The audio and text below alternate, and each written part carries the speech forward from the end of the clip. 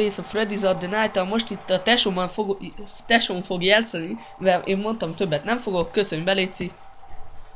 Jó nagyot.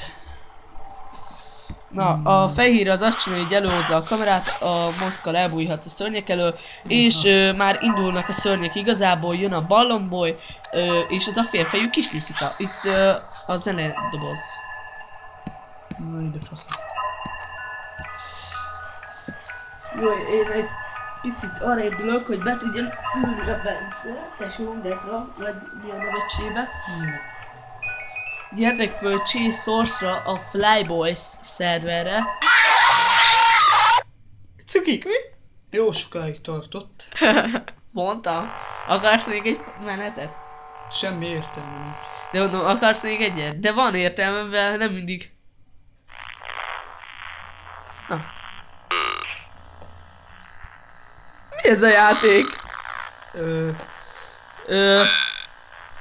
Ez is befogott.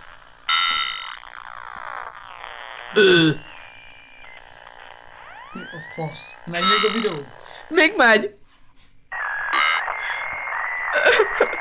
Jó.